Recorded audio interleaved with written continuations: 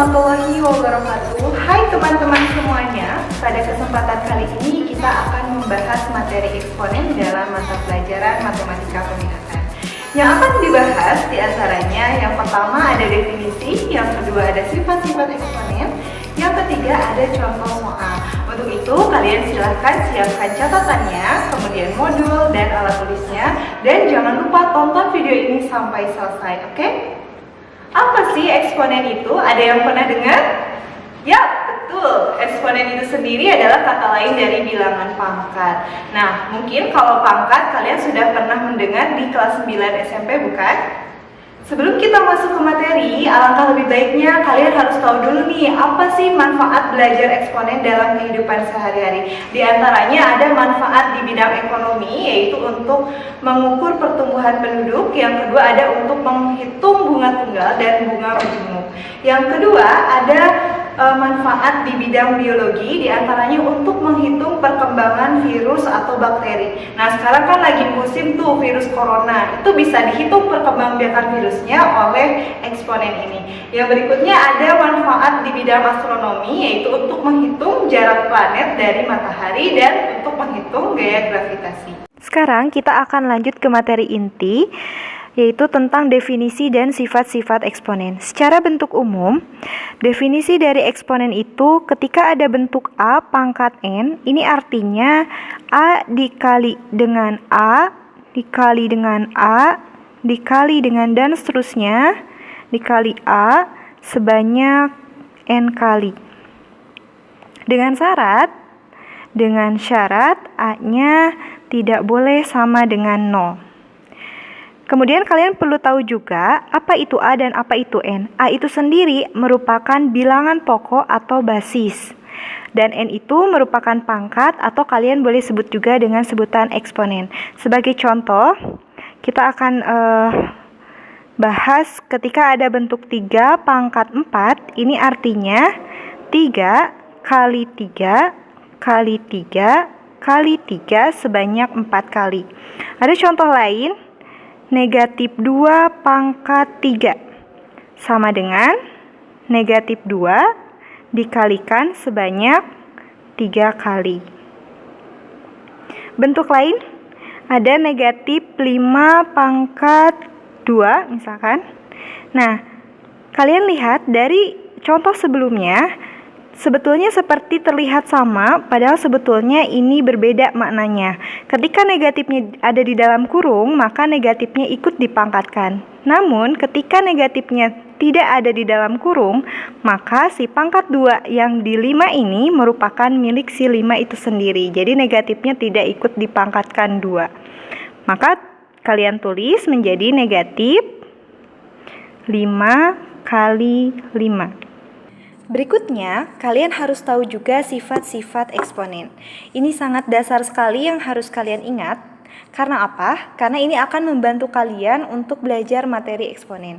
Selain itu juga, ketika kalian nanti bertemu dengan materi yang ada kaitannya dengan eksponen, maka kalian harus sudah paham betul konsep dasar dari sifat ini. Untuk itu, wajib diingat dan dipahami ya. Ada beberapa sifat. Yang pertama, ketika ada bentuk A pangkat M kali A pangkat N, maka saya punya singkatannya yaitu kata. Apa itu kata?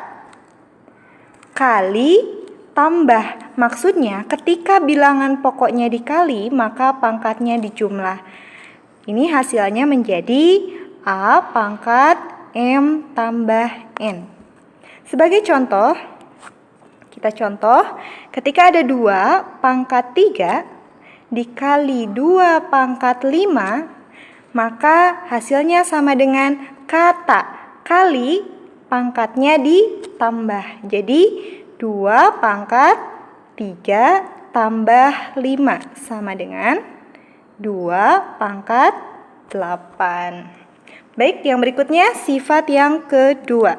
Sifat yang kedua, ketika ada bentuk A pangkat M dibagi A pangkat N atau bentuk lainnya sama dengan A pangkat M dibagi A pangkat N, maka saya punya singkatan lain, yaitu baku. Apa itu baku? Bagi, kurang. Ketika bilangan pokoknya dibagi, maka pangkatnya dikurang. Sehingga hasilnya menjadi A pangkat M kurang N. Sebagai contoh lagi, ketika ada bentuk 3, pangkat 5 dibagi 3 pangkat 2. Maka hasilnya 3 pangkat 5 kurang 2. Sama dengan 3 pangkat 3.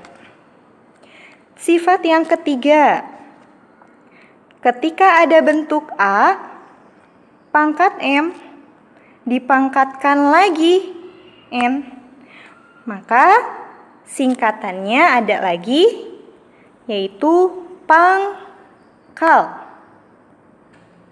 Pangkat kali. Jadi ketika ada bilangan berpangkat dipangkatkan lagi, maka pangkatnya dikalikan.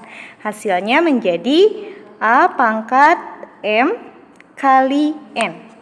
Nah, untuk singkatan sebetulnya itu bebas ya. Gimana kalian mau mencari singkatan lain pun boleh, yang penting mudah kalian ingat. Nah, sebagai contohnya untuk yang ini, ketika ada bentuk 5, misalkan pangkat 2, dipangkatkan lagi nih 4, maka hasilnya sama dengan 5 pangkat 2 kali 4, sama dengan 5 pangkat 8. Yang keempat, yaitu ketika ada bentuk A kali B dipangkatkan N. Nah, ini ada perkalian A kali B, dua-duanya dipangkatkan N, maka hasilnya menjadi A pangkat N kali B pangkat N. Jadi kedua bilangan ini masing-masing dipangkatkan N. Sebagai contoh, ketika ada 2 kali 3 dipangkatkan 2, maka hasilnya sama dengan 2 pangkat 2 kali 3 pangkat 2. Apakah sudah paham sampai sini? Alhamdulillah. Baik, kalau begitu kita lanjutkan lagi ya. Berikutnya sifat kelima. Kalau tadi itu perkalian, sekarang pembagian A dibagi dengan B dipangkatkan N. Maka hasilnya A pangkat N per B pangkat N. Di sini kalian harus ingat bahwa penyebut itu tidak boleh sama dengan 0. Artinya di sini B-nya itu tidak boleh sama dengan 0. Contoh soalnya. Ketika ada 3/5 dipangkatkan 3, maka hasilnya 3 pangkat 3 dibagi 5 pangkat 3. Ada contoh lain nih, yang keenam, yaitu ketika ada bilangan pokok dipangkatkan 0, maka hasilnya sama dengan 1. Contohnya, misalkan ada 1000 pangkat 0, maka hasilnya 1. Atau kalau misalkan nanti ada 1.000.000 pangkat 0, itu pasti hasilnya 1. Bilangan berapapun dipangkatkan 0, hasilnya pasti sama dengan 1. Kemudian sifat yang terakhir, ketika ada bentuk A pangkat negatif N, wah di sini pangkatnya negatif, kalian tidak perlu pusing, maka cara pengerjaannya cukup seperti ini. 1/A pangkat N. Jadi pangkatnya diubah ke bentuk pangkat positif. Ya, yang tadinya seperti ini menjadi bentuk penyebut si A-nya, seperti itu. Contohnya,